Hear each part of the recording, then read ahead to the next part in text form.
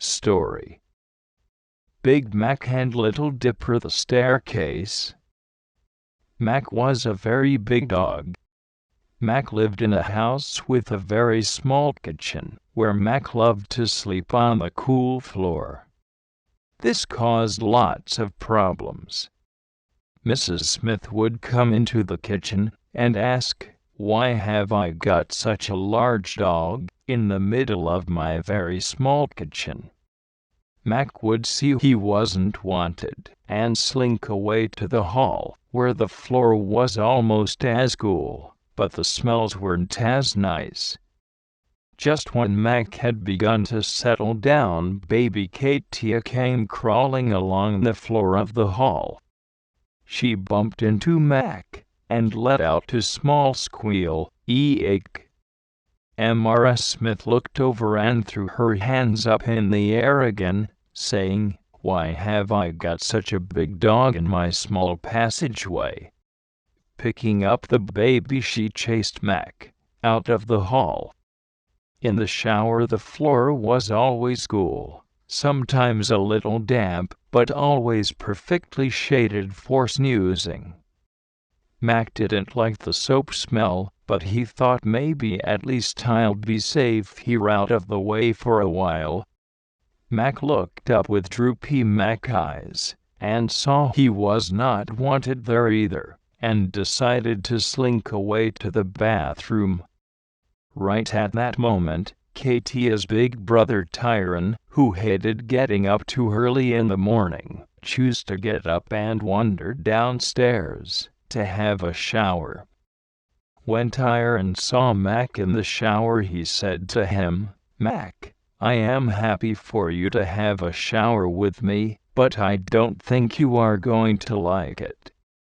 Mac looked up at Tyron with his big droopy Mac eyes and rumbled a Mac rumble, "Grmmrmrl." Mac tried to decide if Tyron wanted him to go or stay. He paused and thought, half standing up and half lying down in the shower. Tyron said, "Mac, if you don't believe me, I can show you." He'd earned the tap on very softly to let Mac know what might be coming. Mac suddenly felt something cold and wet. He looked at Tyron a bit startled. Then he realized Tyron was just warning him there was more coming, and he wouldn't much like it, and perhaps he better go. So he ambled back to the hall, looked around to see if the coast was clear, and sunk down into his favorite snooze position. The coast was not clear for long. Mr. Smith came back from reading his paper and saw Mac. "Mac, old boy, why do you, such a big dog, choose to sit in such a small passage?" he asked. "Do you know you shouldn't be here? Mrs. Smith will find you, and you don't want that, do you?" Mac looked up with his big droopy Mac eyes and rumbled softer this time, "Grmmgrl." The only place Mac could go for really good shade was on the balcony, but he was afraid of climbing up the stairs. The stairs were so big and steep and scary looking. Mac didn't know what to do now. It was hot outside, and the new puppy would be out there and want to play. Mac didn't want to play now. He wanted to sleep. "Mac, why do I have such a big dog trying to creep into my small kitchen again?"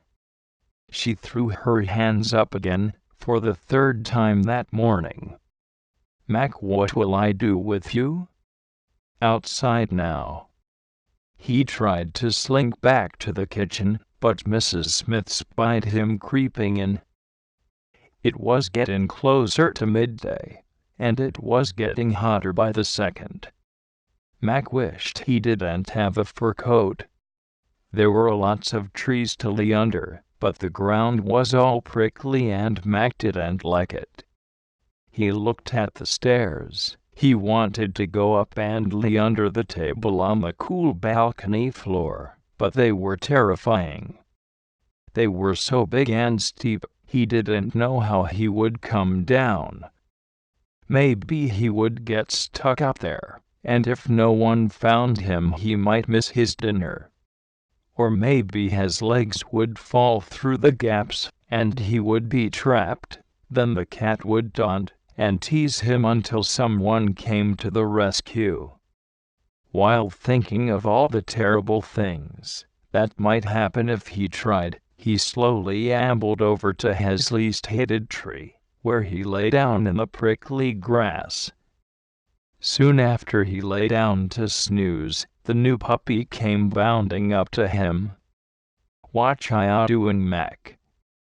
"What could I doing?" said Mac. "What ya doing, Mac?" "What could I doing?" said Mac, this time in a more menacing growly voice. The puppy should know what that meant, he thought. But knew. The puppy was young and very eager, but not yet very bright. "Mac, what ya doing? Don't ya wanna come and play with me?" she said, still waiting expectantly for a reply. Mac tried to ignore the puppy and rolled over to face the tree.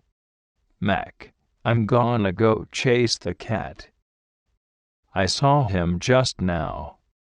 "Mac, don't you wanna chase the cat with me?" Mac put his paws over his head and pretended not to see or hear. "She just ran up the stairs onto the balcony. If you want to come with me, I think she's trapped up there." Mac was going to roll over again when his ears pricked up as he caught the word balcony. "Little Dipper," he said slowly in a bit of a mumble-grumble, not wanting to sound too interested, "do you know how to get onto the balcony?"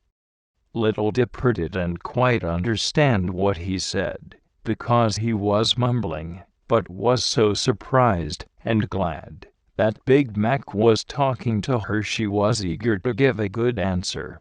"Sure I do," she replied. "So how do you?" asked Mac. "How do you what?"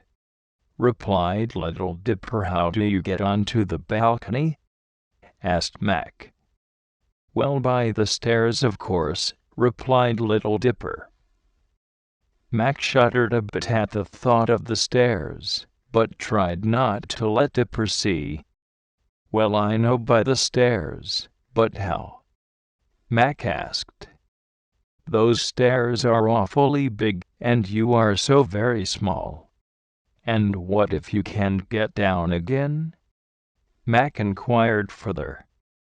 "But I normally always get down, why shouldn't I?" replied Dipper. "You always get down, okay?" said Mac. "Yep, always," said Dipper. "But how?" asked Mac. Dipper looked at Mac. She was only 1.5, turning 2 years old soon, but she had been climbing stairs ever since she could remember. She tried to think how she did it, but couldn't remember. She just did, and she found it difficult to understand why Mac was asking so many questions. Then she thought, maybe it's because he's never climbed the stairs. Dipper thought very hard and very long, until she decided for sure she had never seen Mac climb the stairs. "Mac," she said, "do you want me to show you how I climb the stairs?"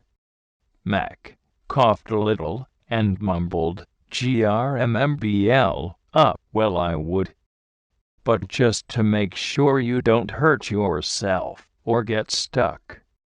Then he added, "You better show me a few times to make really sure."